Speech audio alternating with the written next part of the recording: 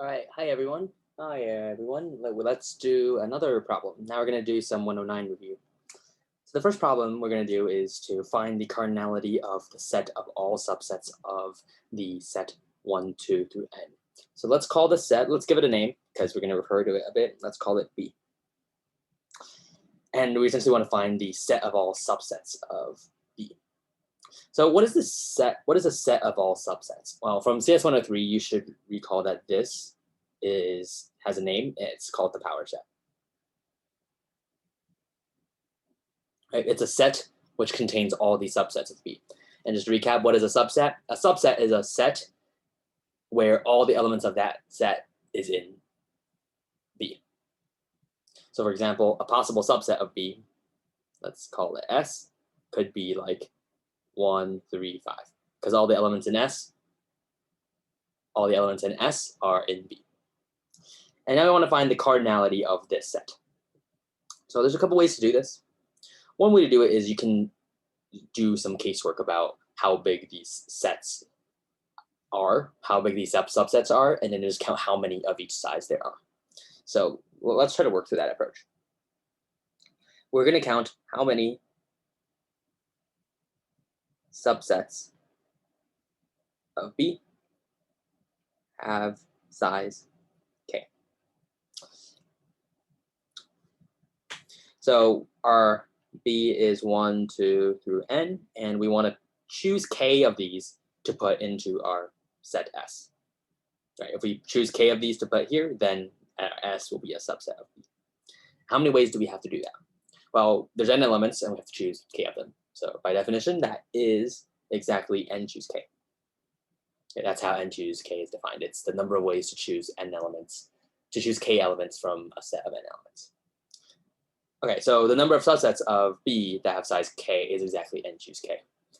Our subset could have size anywhere from 0, so that would just be the empty set, all the way up through n. N would just be the entire set, which is also a subset of itself. So the final sum, the final answer would be, you would add every possible, you would add all the sets of size k equals 0, k equals 1, k equals 2, you would add all of them up to n. So that would be your answer. However, this answer is not super satisfying because it is a big summation. So let's try to find a simpler solution to this. Another solution you can do to these counting problems is to build it constructively.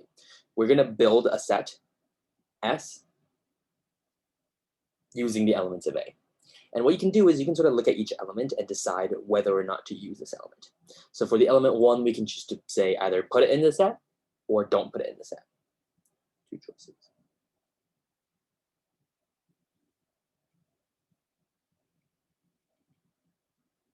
Right, and we can make that choice for every single element. Each of these choices is independent. So we have 2 choices for each of these n independent choices. So in total, there would be 2 to the n choices. And each of these choices, if you make a choice for all the elements, you get some set. So just as an example, suppose we chose to put, suppose we said that 1, we're going to put 1, we're not going to put 2, we're going to put 3, and then for all the other elements, we're not going to put. What set does that correspond to? That corresponds to this set. And you can see that every possible way we can choose or not choose for each element gives us a unique subset. So we can just multiply 2 by 2 by 2 for every single element. In total, there would be 2 to the n. So what this shows is that this complicated sum we found above is actually equal to 2 to the n. Super useful fact you might find on the first p set. All right, now let's do the second problem. I'm going to erase this. Let's work on the second problem. The second problem is to say that we're going to choose a subset of B, so this is B again, uniformly at random. Right? So we just found that there were 2 to the n subsets. We're going to choose one of these at random. So each of these sets have equal probability of being chosen. Let x be the random variable denoting the cardinality, that is the size of a randomly chosen set. calculate the expected value of x. All right, so let's review what expected value is. Recall that expected value is essentially sort of what is the average outcome, average value you could have given just a bunch of instantiations of x. And the formal definition is to sum up all possible values that x can take on. Let's call the values that x can take on, let's call it m. We use this notation as the sample space of x, and we're going to sum up the value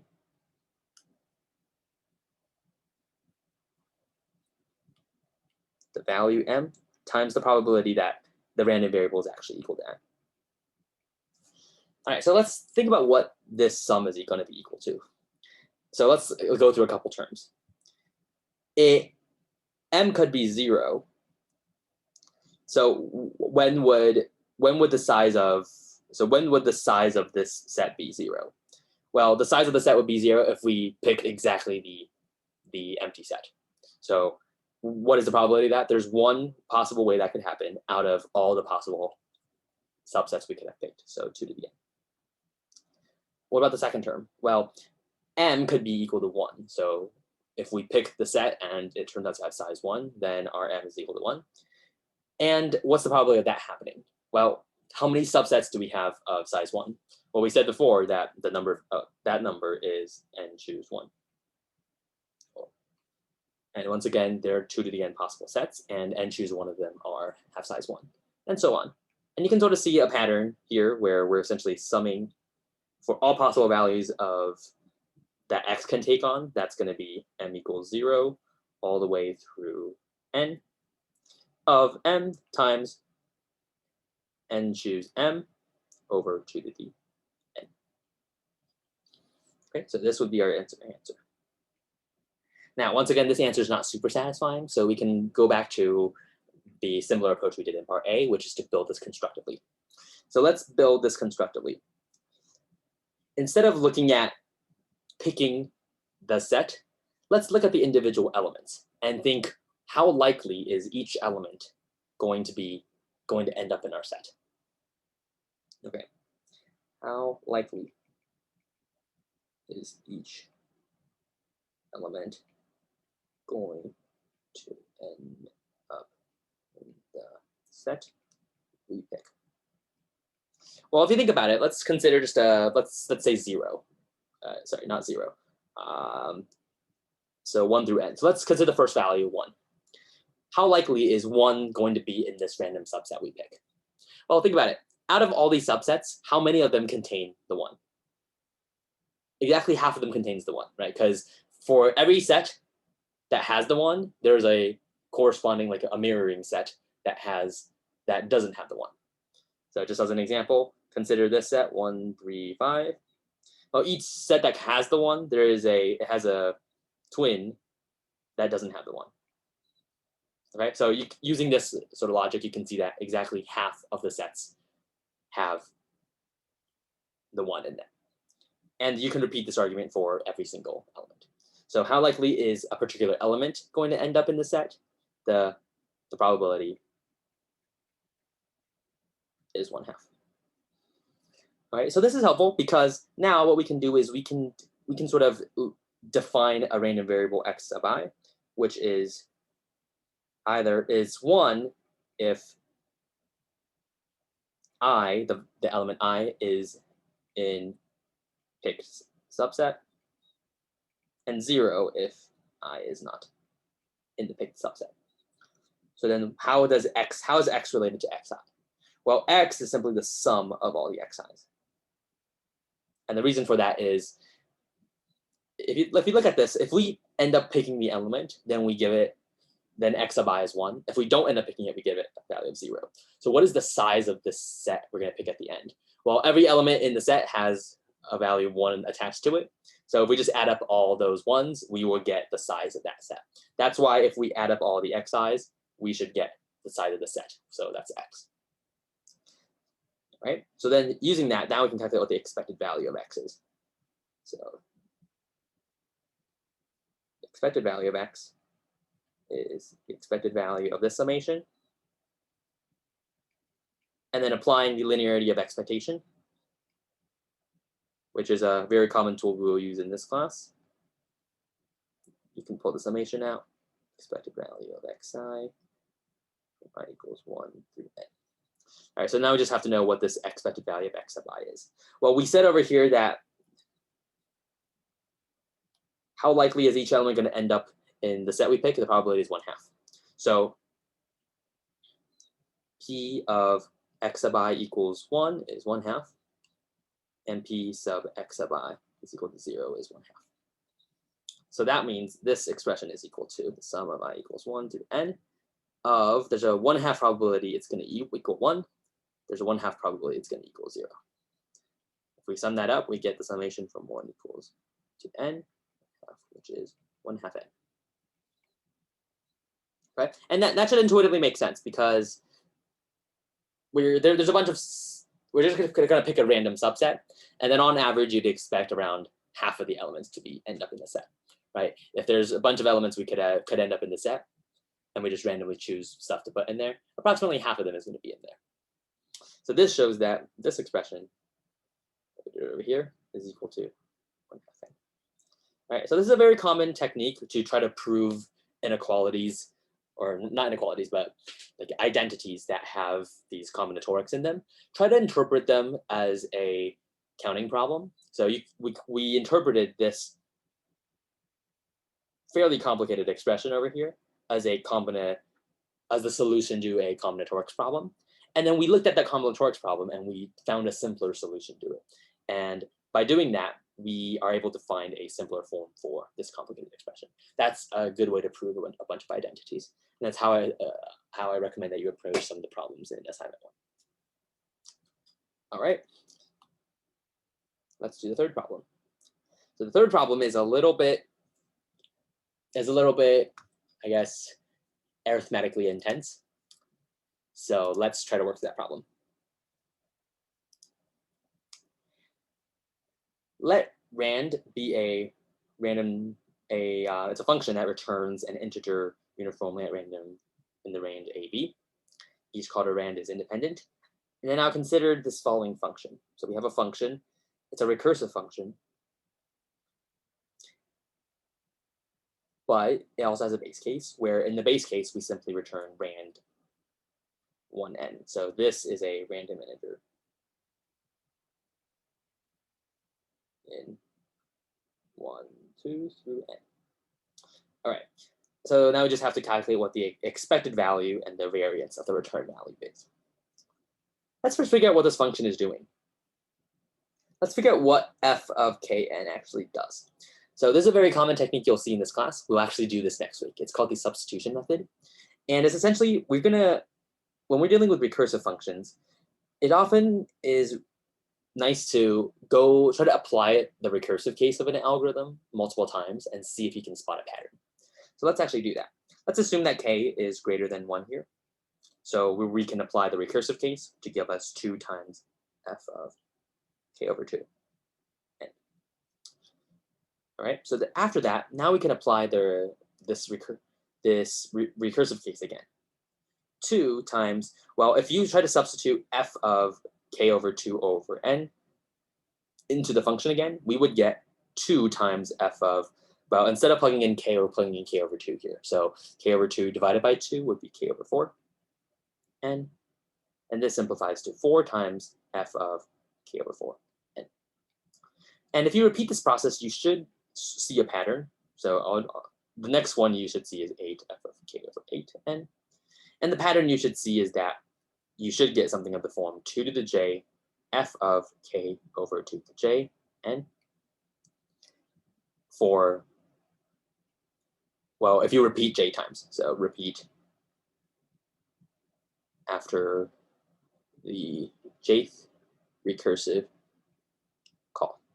Right? If you repeatedly call the recursive call j times, then the return value should be this value. So if we just keep repeating this value, ideally we want this to hit the base case. So when would this hit the base case? This will hit the base case when this inner term, right? When that inner term is equal to 1. So we want this to equal 1. So when would that equal 1? You can solve this equation. K equals 2 to the j. So j is equal to log base 2 of k. Right? So we know that after log base 2 of k recursive calls, this stuff in the parameter becomes 1. So let's plug that in. Let's plug that into here. 2 to the log base 2 of k, f of 2 to the, well, k is 2 to the log base, well, k is, yeah, 2k is 2 to the j. Yeah, so this equals 1. And this equals, well, if you apply the property of logs, this gives you k. F of.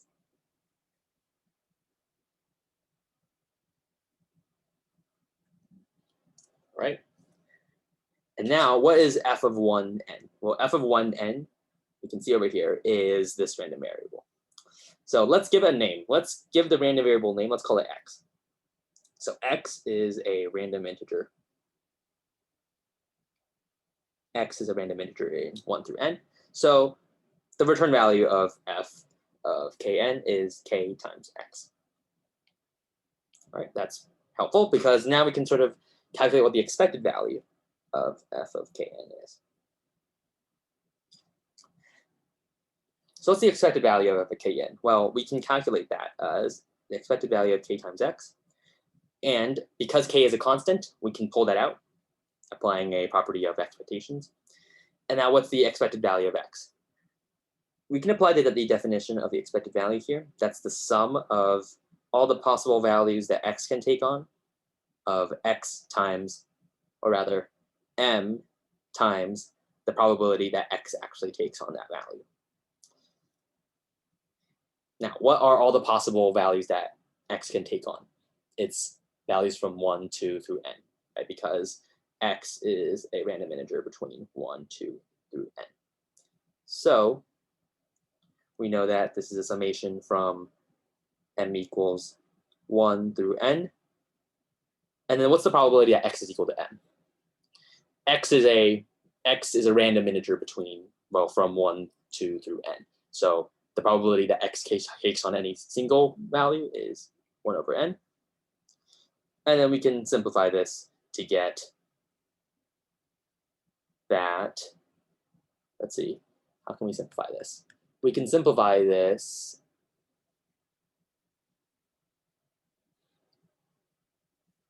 one over m.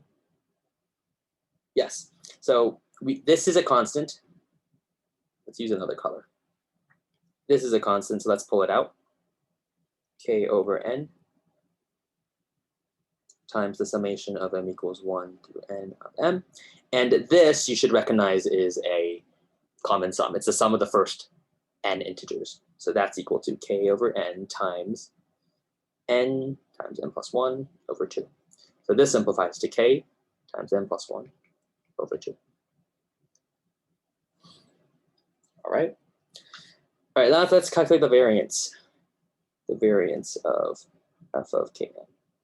So the variance, we can first substitute that in, so it's k times x, and that's equal to k squared times the variance of x. This is applying another property of the variance. Now, what's the variance of x?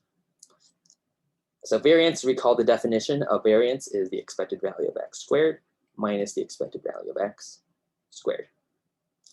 Right, but then the square on the first term is inside the expected value. The squared of the second term is outside the expected value.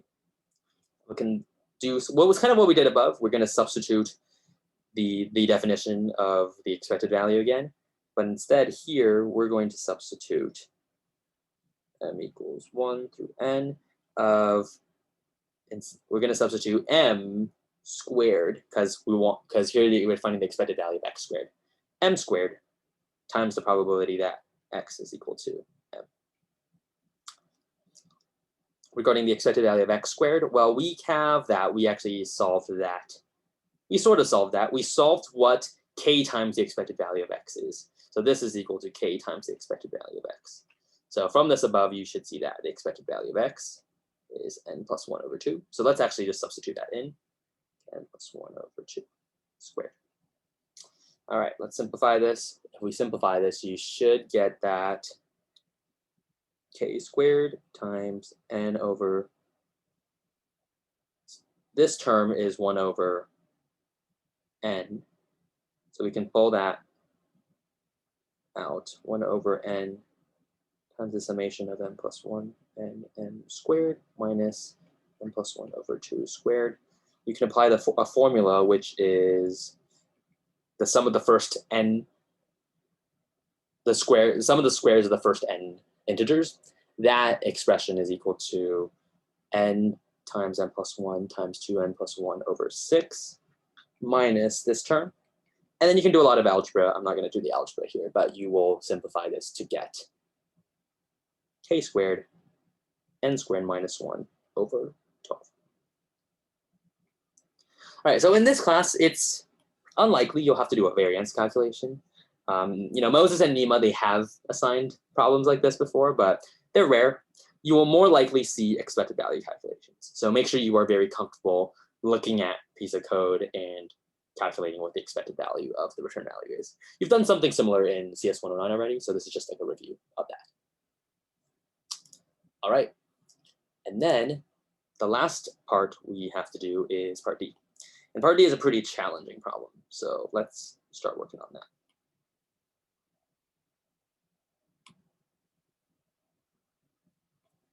Part D was a past homework problem, actually from last quarter. And you'll see this a lot in this class, where in an algorithm problem, the part A is for you to prove some probability fact. And then in part B, you're supposed to design some algorithm. Then in part C, you're supposed to use part A to analyze the algorithm you designed in part B. Okay? Yeah, so it's an important skill to be able to do these algorithm design problems. So let's look at this problem. And I personally love drawing diagrams to sort of understand what the problem is asking. So I'm going to do that here. We have n elements in a set. So let's draw the n elements. And we're going to pick a random set at random of size t. So this is size t. Now for some k, so there's some other k, where t plus k is less than n. So if you add the size of these two sets, they don't exceed the entire set. So the set might look like this. Size k. Let x sub k be the indicator random variable that another randomly chosen set of size k does not intersect the previously chosen random set of size t. I see. So here, the green set is fixed. The green set, we randomly choose it, but then we don't change it afterwards. This is fixed. And then the indicator variable x sub k concerns only the red set. The red set is going to be randomly picked, and x sub k concerns the question, if you randomly pick the red set, how likely is it to intersect the green set? And that's going to be different depending on how big your k is. Right? If your k is 1, it's not going to be super likely that you intersect that set. Right? But if your k is gigantic, then it's very likely you'll intersect the set. So whereas we have a bunch of indicator random variables, and we here. All right.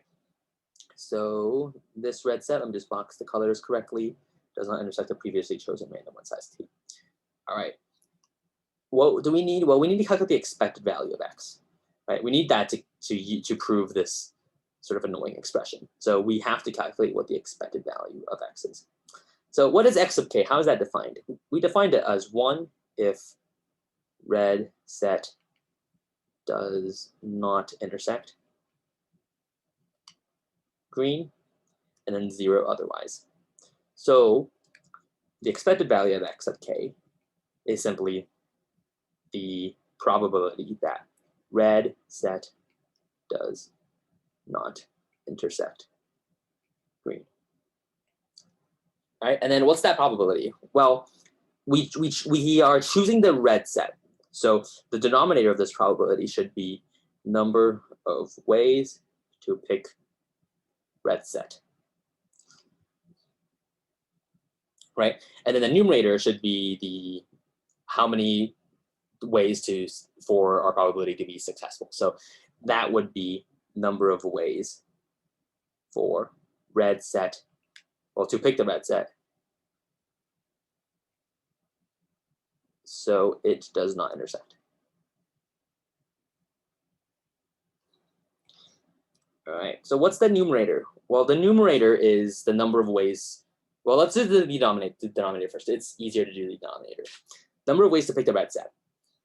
Well, there are n elements, and we're going to pick k of them to be in our red set. So that's just n choose k. In the numerator, we want to pick the red set so that it does not intersect with the green set. The green set has size t, and we can't use anything in the green set.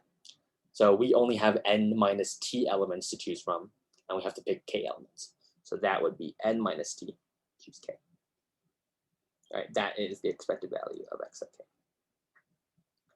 All right, so now we just need to prove that the summation of k equals 1, n minus t, of n minus t choose k over n choose k.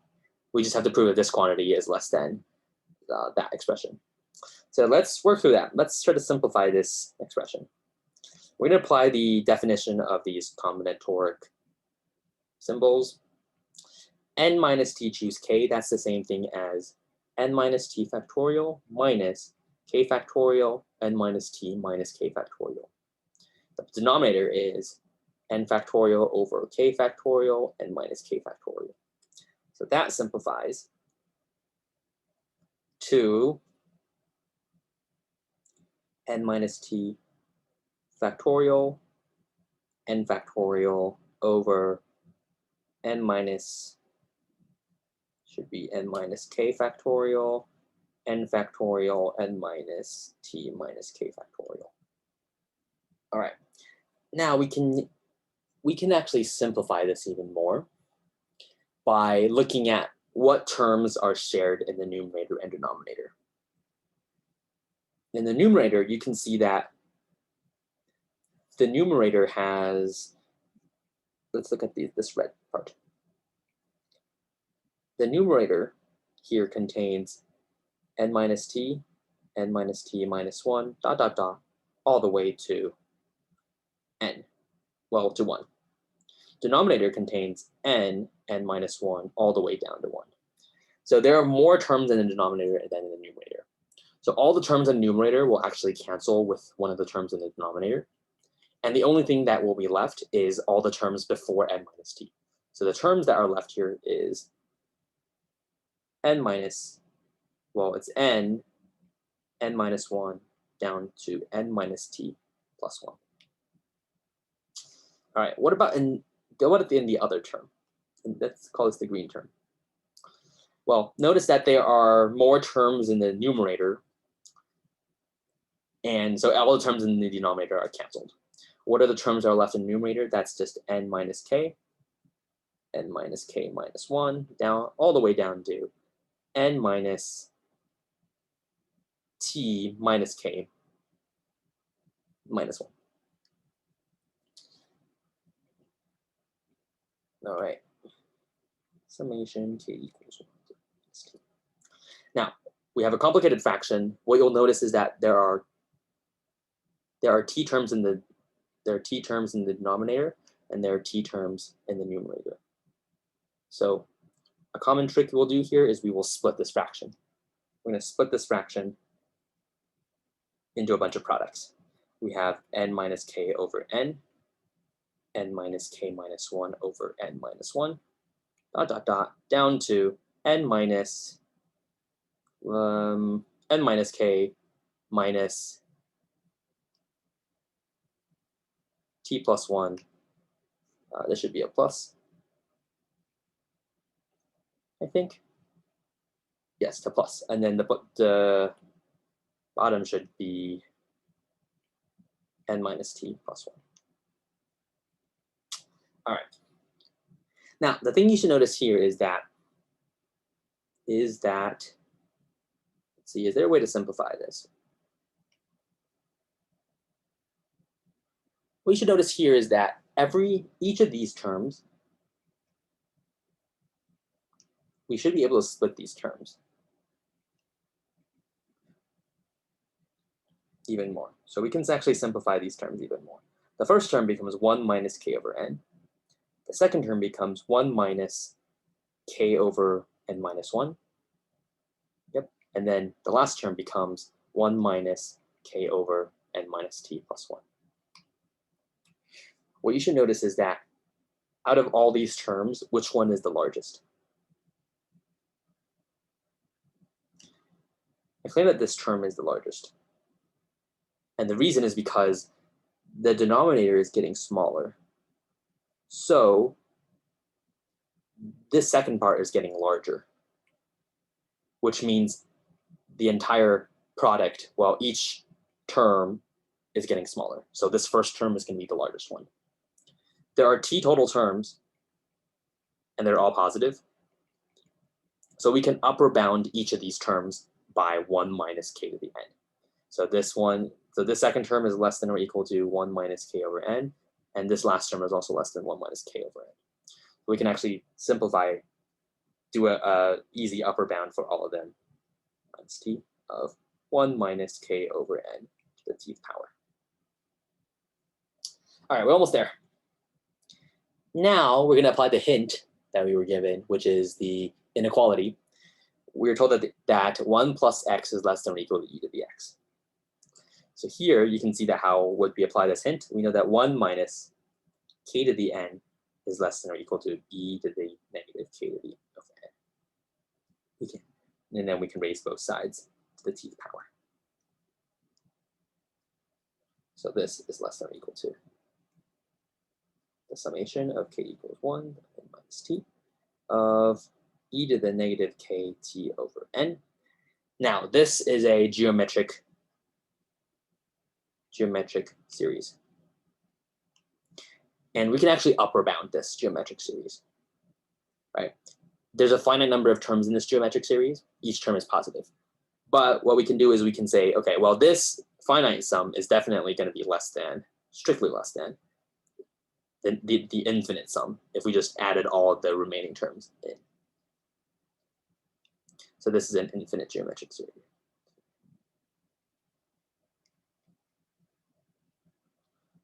All right, the first term, so a0 is 1, and then the ratio is e to the negative k over n, right?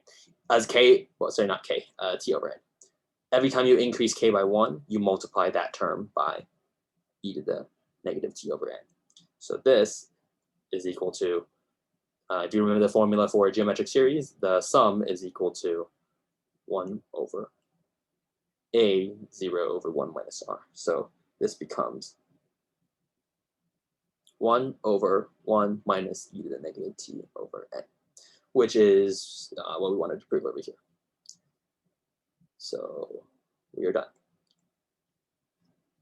All right, yeah, this is a tough proof. Tough proof uses a lot of different concepts here. What concepts did we use? Well, we used some indicator variables. We reviewed how to calculate probabilities and how to calculate the probabilities that sets don't intersect. Then we reviewed how to expand the definitions, the formal definitions of these combinatoric using factorials. Then we used some trick about upper bounding each term, splitting the fractions, and then finally we applied this very commonly used inequality in probability. All right. So don't worry if some of these steps don't seem intuitive. We'll do a lot of practice, and you'll get used to these. All right. All right, we're done with problem 6. This is a long problem, but I hope this was helpful. See you in the next video.